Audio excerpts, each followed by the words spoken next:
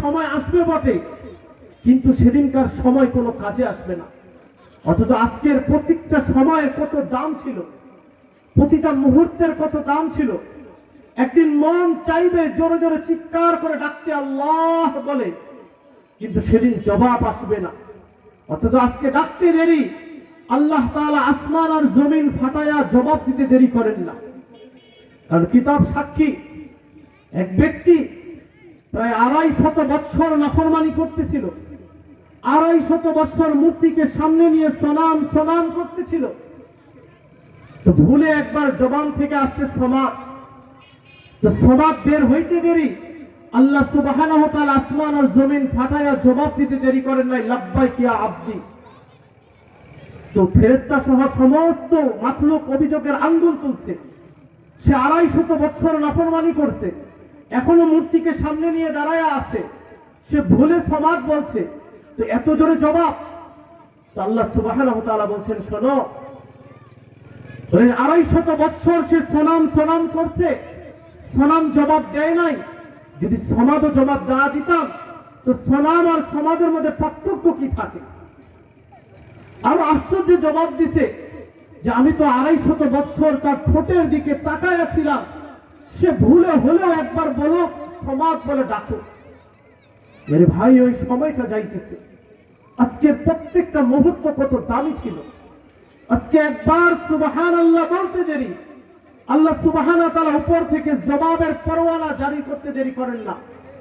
কিতাবের মধ্যে লেখে, কোন ব্যক্তি জমিনে যখন বলে সুবহানাল্লাহ, তো আল্লাহ তাআলা বলেন সাব্বাহতানি সাব্বাহতু, তুই আমাকে পবিত্র বললি, যা যা তোর গুনাহগুলি মাফ করে দিয়া তোকেও পবিত্র করে দিলাম।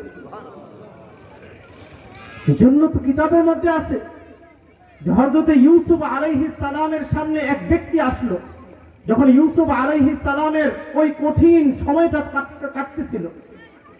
কিতাবের মধ্যে লেখে হযরত ইউসুফ আলাইহিস সালামের জামানায় 7 বছর দুর্ভিক্ষ চলতেছিল, আর 7 বছরের দুর্ভিক্ষের মধ্যে হযরত ইউসুফ আলাইহিস সালাম স্বহস্তে গম বিতরণ করতেছিলেন।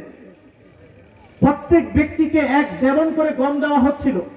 কিতাবের ভাষায় 1 দেবন সমপরিমাণ 30 কেজি, 30 কেজি সমপরিমাণ একজন ব্যক্তিকে গম দেওয়া হচ্ছিল। তো এক ব্যক্তি সামনে এসে বলতেছে, ইউসুফ আমার দেবন দাও।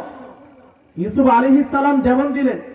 সে আবার বলতেছে, ইউসুফ তোমার ক্ষমতার বলে আমাকে আরেক দেবন দাও। ইউসুফ আলাইহিস সালাম আরেক দেবন দিছে। কয় কেজি হয়েছে? 60 কেজি। এরপর আবার বলতেছে, ইউসুফ তোমার ক্ষমতার বলে আমাকে আরেক দেবন দাও। তো ইউসুফ আলাইহিস সালাম এবারও দিবেন। কয় দেবন হয়েছে? হ্যাঁ, 90। তো এবার আবার বলতেছে, ইউসুফ তোমার ক্ষমতার বলে আমাকে আরেক দেবন দেওয়া হোক। তো ইউসুফ আলাইহিস সালাম এবার রাগান্বিত হয়ে বলছে, তুমি জানো না মিশরের আকাশে অনাবৃষ্টি চলতেছে, মিশরের মানুষ আরো 3 বছর দুর্ভিক্ষকে পার করবে, তোমাকে একাই যদি 3 জন ব্যক্তির দেবন দেই, তো বাকিরা কি নিবে? সে বলতেছে, ইউসুফ তুমি যদি আমার পরিচয় জানো, তো আমি যত চাবো তত দিবে, আমি যতবার চাইবো ততবার তুমি দিবে। ইউসুফ আলাইহিস সালাম বলেন, তাই? তো কে ভাই তুমি? তো বলছে, ইউসুফ শোনো, আমি ওই ব্যক্তি যে তোমাকে জুলাইখার অপবাদ থেকে বাঁচিয়েছিল। ইতিহাস আমরা অনেকেই জানি। হ্যাঁ, জুলাইখা যখন হযরত ইউসুফ আলাইহিস সালামের উপর অপবাদের আঙ্গুল তুলেছিল, তো কিতাব সাক্ষী, আল্লাহর কোরআন সাক্ষী, আল্লাহ সুবহানাহু ওয়া তাআলা একটা ছোট্ট মাসুম বাচ্চা, যার বয়স কিতাবের মধ্যে লেখে মাত্র 2 মাস, ওই 2 মাসের বাচ্চার জবানকে ফুটিয়ে আল্লাহ তাআলা ইউসুফ আলাইহিস সালামকে জুলাইখার অপবাদ থেকে বাঁচিয়েছিলেন। ওই ছোট্ট বাচ্চা হযরত ইউসুফ আলাইহিস সালামের সততার উপর সাক্ষী দিয়েছিল। ওই ব্যক্তি বলছে, ইউসুফ আমি ওই ব্যক্তি যে তোমাকে জুলাইখার অপবাদ থেকে বাঁচিয়েছে। তো ইউসুফ আলাইহিস সালাম আশ্চর্য হয়ে বলছেন, তুমি সেই ব্যক্তি? বলে, হ্যাঁ আমি সেই ব্যক্তি। ইউসুফ আলাইহিস সালাম খুশি হয়ে সাথে সাথে তাকে 100 দেবন দিছে। তো 1 দেবন সমপরিমাণ যদি 30 কেজি হয়, তাহলে 100 দেবন সমপরিমাণ কত কেজি হয়? হ্যাঁ, 3000 কেজি।